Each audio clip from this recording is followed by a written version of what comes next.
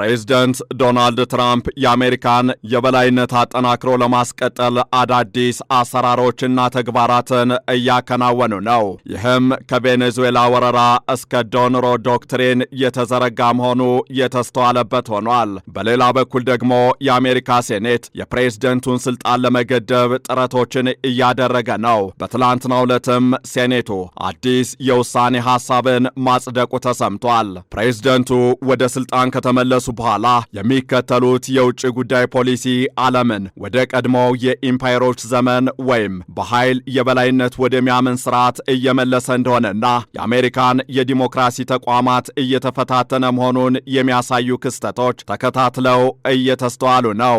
ሰሞኑን በቬኔዙዌላ ላይ የተካሄደው ድንገተኛ ወታደራዊ እርምጃና የሀገሪቱን መሪ ኒኮላስ ማዱሮን በቁጥጥር ስር መዋል በትራምፕ አስተዳደር ዘንድ እንደ ትልቅ ድል ቢቆጠርም በዋሽንግተን ዲሲ በሚገኘው የሕግ መወሰኛ ምክር ቤት ወይም ሴኔት ዘንድ ግን ከፍተኛ ስጋትን የፈጠረ ክስተት ሆኗል። እናም በዕለቱ የዓለም አቀፍ ትንታኔ ዝግጅታችን የአሜሪካ የሕግ መወሰኛ ምክር ቤት ወይም ሴኔት በትራምፕ ድርጊት ላይ የወሰደውን እርምጃ፣ የፕሬዝደንቱን ግትር አቋምና ይህ አካሄድ በዓለም አቀፍ የኃይል ሚዛን ላይ ሊያመጣ የሚችለውን ጉዳይ እንመለከታለን።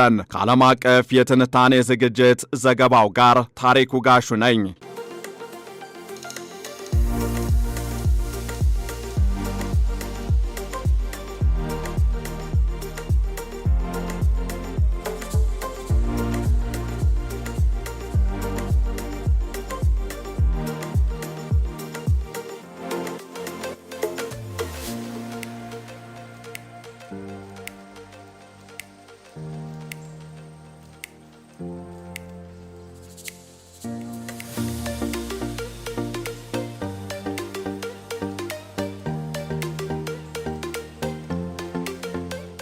የአሜሪካ ሴኔት በትላንትናው ዕለት ባሳለፈው የመጀመሪያ ደረጃ ውሳኔ ፕሬዝዳንት ዶናልድ ትራምፕ በቬኔዙዌላ ላይ ተጨማሪ ወታደራዊ እርምጃዎችን ከመውሰዳቸው በፊት ከኮንግረሱ ፈቃድ እንዲያገኙ የሚያስገድድ የውሳኔ ሐሳብን አጽድቋል። ምንም እንኳን ምክር ቤቱ በሪፐብሊካኖች ቁጥጥር ስር ቢሆንም 5 የሪፐብሊካን ሴናተሮች ከዲሞክራቶች ጋር በመተባበር 52 ለ47 በሆነ ድምፅ ውሳኔው እንዲያልፍ አድርገዋል። ይህ እርምጃ ትራምፕ በምዕራቡ ንፍቀ ክበብ እያሳዩት ላለው ያልተገደበ ወታደራዊ ምኞት የተሰጠ ግልጽ የማስጠንቀቂያ ምልክት ተደርጎ ተወስዷል። ከዚህ ጋር በተያያዘም የቨርጂኒያው ሴናተር ቲም ኬን የውሳኔ ሐሳቡን ሲያቀርቡ ትራምፕ በቬኔዙዌላ የጀመሩት ጦርነት ሕገ መንግሥታዊ ዕውቅና የሌለውና በግልጽ ሕገወጥ መሆኑን አስረድተዋል። ሴናተሩ አክለውም ይህ ውሳኔ አንድ ግለሰብ ያለ ኮንግረስ ክርክርና ፈቃድ የአሜሪካን ልጆች ወደ ጦርነት መላክ አይችልም የሚል ግልጽ መልእክት የሚያስተላልፍ ነው ብለዋል። ከሪፐብሊካን ወገን ውሳኔውን የደገፉት ሴናተር ጆሽ ሃውሊ በበኩላቸው ፕሬዝደንቱ በቬኔዙዌላ ምድር ላይ ቋሚ ወታደራዊ ኃይል ለማስፈር ካሰቡ የግድ የኮንግረሱ ተሳትፎ እንደሚያስፈልግ ገልጸዋል። ይህም የሚያሳየው በትራምፕ የፓርቲ አባላት ዘንድ ሳይቀር ፕሬዝደንቱ በራሳቸው ፍላጎት ብቻ ሀገሪቱን ወደ ረዥም ጊዜ ግጭት ውስጥ ሊከቷት ይችላሉ የሚል ስጋት መንገሱን ነው። ሆኖም ይህ የውሳኔ ሐሳብ በሕግ ተፈጻሚ ለመሆን የፕሬዝደንቱን ፊርማ ስለሚፈልግ ትራምፕ ውሳኔውን ውድቅ እንደሚያደርጉት ይጠበቃል። በፕሬዝደንቱ የስልጣን ገደብ ላይ ያነጣጠረ ይህን መሰል ሐሳብ ከመቅረቡ ጋር ተያይዞም ፕሬዝደንት ትራምፕ ለሴኔቱ ውሳኔ የሰጡት ምላሽ ጠንካራና ስላቅ የበዛበት እንደነበርም ተስተውሏል። በእርሳቸው እይታ የሴኔቱ እርምጃ የአሜሪካን ራስን የመከላከል አቅምና ብሔራዊ ደህንነት በእጅጉ የሚያደናቅፍ ነው። በትሩዝ ሶሻል ገጻቸው ላይ ባሰፈሩት መልእክትም ውሳኔውን የደገፉትን 5 የሪፐብሊካን ሴናተሮች ስም በመጥቀስ ዳግመኛ ሊመረጡ አይገባም ሲሉም በይፋ ወቅሰዋቸዋል። ትራምፕ ለአሜሪካ ጦር ኃይሎች የበላይ አዛዥነታቸው የሚሰጠው ስልጣን በምንም አይነት የሕግ ማዕቀፍ ሊገደብ እንደማይገባም ያምናሉ።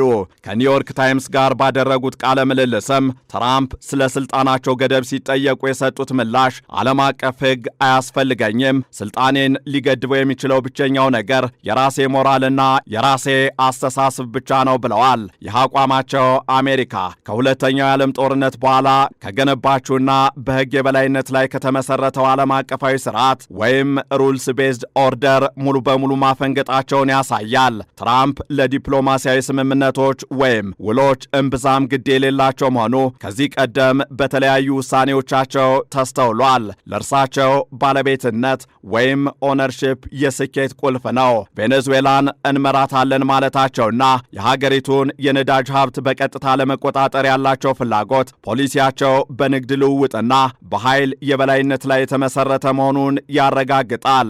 በሌላ በኩል ደግሞ ፕሬዝደንት ዶናልድ ትራምፕ የቬኔዙዌላውን እርምጃ ተከትሎ ለ200 ዓመታት የቆየውን የሞንሮ ዶክትሪን በራሳቸው ስም ዶንሮ ዶክትሪን ብለው ሰይመውታል። የቀድሞው የሞንሮ ዶክትሪን አውሮፓውያን በምዕራቡ ንፍቀ ክበብ ጣልቃ እንዳይገቡ የሚከለክል ቢሆንም የትራምፕ ዶንሮ ዶክትሪን ግን የአሜሪካን ወታደራዊና ኢኮኖሚያዊ የበላይነት በኃይል ለማስከበርና ሀብቶችን ለመቆጣጠር ያለመ ነው። ፕሬዝደንቱ በማራላጎ ባደረጉት ንግግር በአዲሱ የብሔራዊ ደህንነት ስትራቴጂያችን የአሜሪካ የበላይነት ዳግመኛ ጥያቄ ውስጥ አይገባም ሲሉ በኩራት ተናግረዋል።